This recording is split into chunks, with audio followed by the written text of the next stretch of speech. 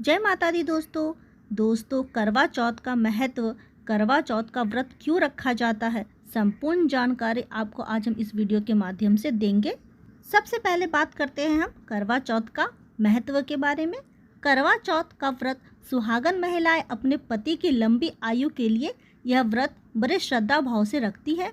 अखंड सौभाग्यवती के लिए सुहागन महिलाएं इस दिन चंद्रमा की पूजा करके अपने पति के सामने इस व्रत को तोड़ती है। करवा चौथ व्रत में भगवान शिव की, माता पार्वती, श्री गणेश जी और भगवान कार्तिकेय जी की पूजा अर्चना की जाती है। तो आइए करवा चौथ को और हम विस्तार से समझते हैं करवा चौथ व्रत की कथा के द्वारा। करवा चौथ व्रत कार्तिक मास की चतुर्थी के दिन महिलाएं इस व्रत को रखती है। इस व्रत को कार्तिक मास की चतुर्थी में रखने की वजह से इसे करवा चौथ का नाम दिया गया है। इस व्रत को रखने की शुरुआत कहाँ से हुई, इसकी एक पौराणिक कथा भी है। इस कथा के अनुसार इसमें यह बताया गया है कि एक ध्रुवज नामक ब्राह्मण थे। उनके 7 पुत्र व एक कन्या वीरावती थी।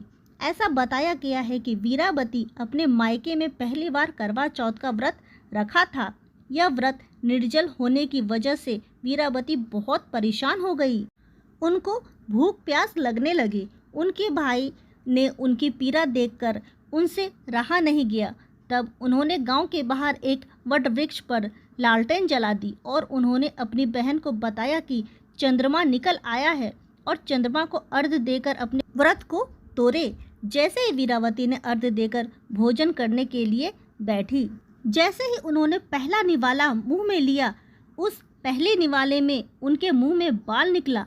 जैसे ही उन्होंने अपने मुंह में दूसरा निवाला रखा, तब उन्हें छींक आ गई और जैसे ही उन्होंने तीसरा निवाला अपने मुंह में रखा, तब वैसे ही ससुराल पक्ष से उनको बुलावा आ गया।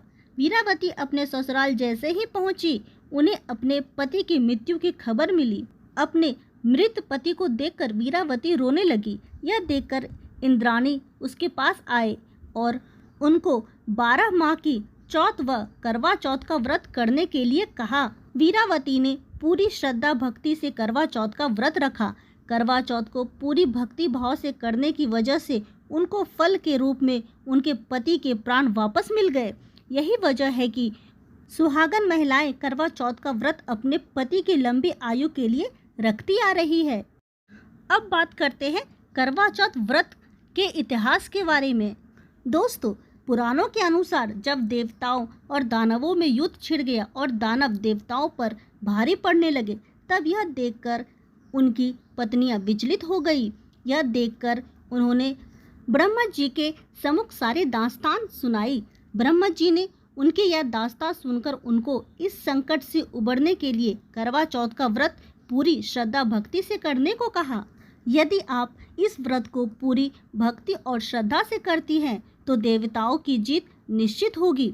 ब्रह्मदेव के इन वचनों को सुनकर देवताओं की पत्नियों ने ब्रह्मा जी से इस व्रत को करने की इच्छा जताई। देवियों ने इस व्रत को बड़ी श्रद्धा भक्ति से स्वीकार किया और रखा।